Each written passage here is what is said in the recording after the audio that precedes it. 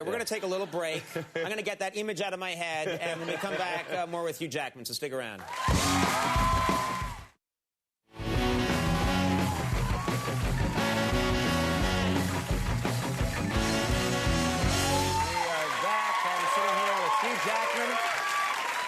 Now, every now and then, one of the nice things about being in showbiz I found is every now and then I get to work with someone that was an idol of mine. When I did the Emmys recently, I got to work with Bob Newhart, and I was so excited because I grew up, you know, being a huge fan of his, and then you get to work with him. That was a great skit. But one thing I was curious about is you had a similar experience. You got to work with David Bowie, and he was one of your rock idols. Is that right? Since I was one of the first, in fact, I think the first album I ever had was Changes. So it was a huge, and he was working in The Prestige, which I did, and he came on set, and it was not just me, the entire crew, very jaded LA crew, they were like, oh my God, it's Bowie, and ask him to sing. I'm like, I'm not asking him to sing.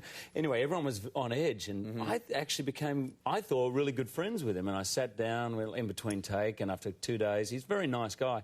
I shared a story with him that the first concert I was ever going to go to was a Bowie concert, and I bought a ticket for $20 in 1981 when he came to Australia, and $20 for me was like 6 months' worth of pocket money. It was everything. And I went to school that day. First time I was allowed at a concert, so excited, and this senior at my school said, mate, I'll give you $50 for that Bowie ticket. And at this point in the story, Bowie was kind of like glazing over a little bit. And I'm thinking, I wish I hadn't told this story, because all of a sudden he was like, yeah, well, what did you do? And I said, well, I sold it. It's a $30 profit. That's a lot of money, And I thought we were mates, but he kind of didn't talk to me much after that point. And funnily enough, I live here in New York, and he is my neighbour. He literally lives on the floor below me, and I ran into him at the elevator, and I walk in, and he goes, the scalper. I should have told him that story. Yeah, not a good idea. Then you said, I actually taped one of your concerts and sold. I made a lot of money. Now, am I right? We've all done things, you know, earlier in our careers that we had to do to make some pocket money. I can't talk about the porn. No. Well, we'll get to that later. Right. Sorry. You were great, by the way. But you were a clown. Oh, the clown, yes. Yeah, right. yeah. I would rather admit to being in a porno than being a clown. I was a clown at kids' parties. And I was a clown in a porno once, but that's... later.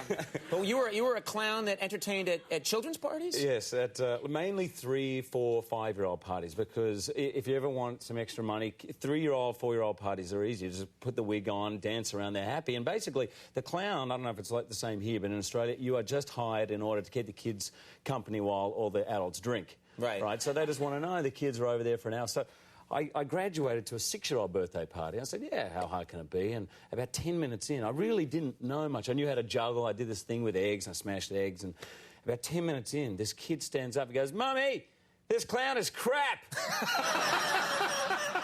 And I was like, with my red nose, kid, shut up, sit down. He goes, Mom, this is terrible. And all the parents are like, oh, no, we've got a crap clown, all right, you know.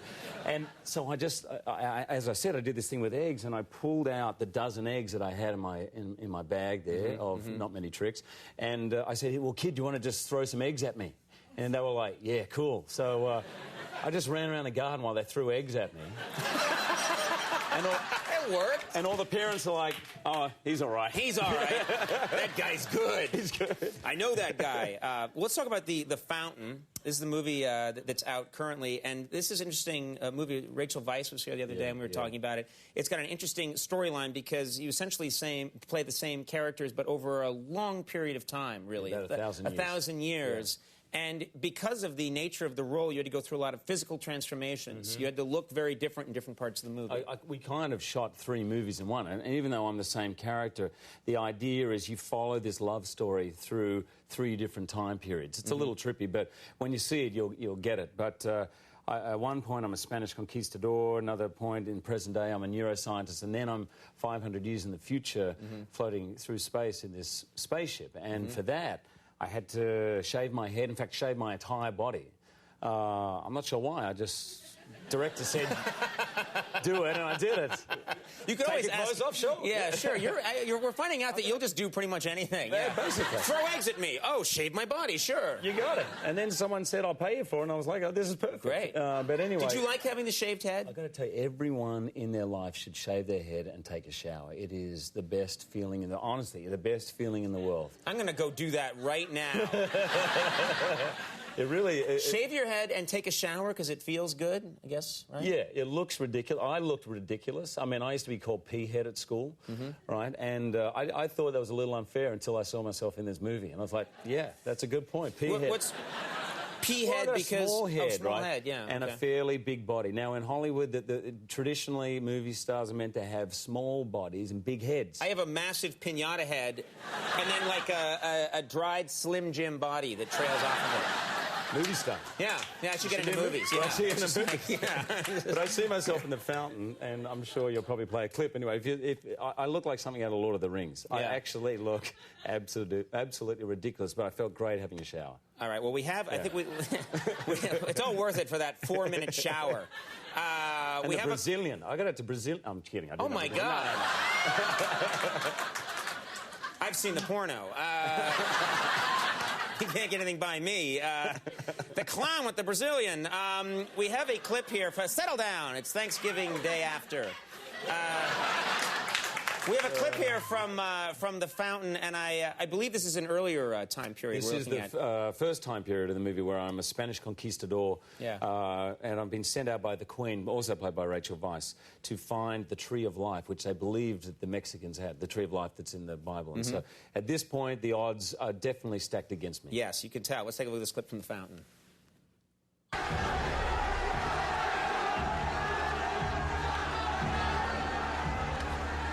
Steer.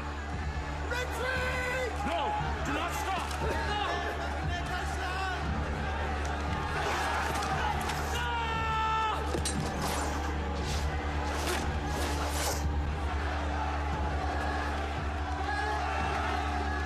You are her salvation.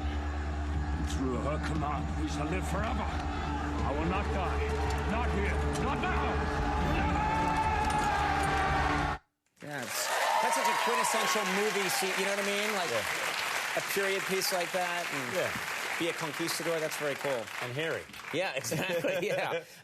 The Fountain. Hairy, not hairy. The Fountain, yeah, either way. The Fountain is in theaters right now. Go check it out. And, always a pleasure talking to you. Hugh Jackman, thanks so much. Good to have you here. Tiki Barber is coming up. We'll take a break. We'll be right back. Stick around.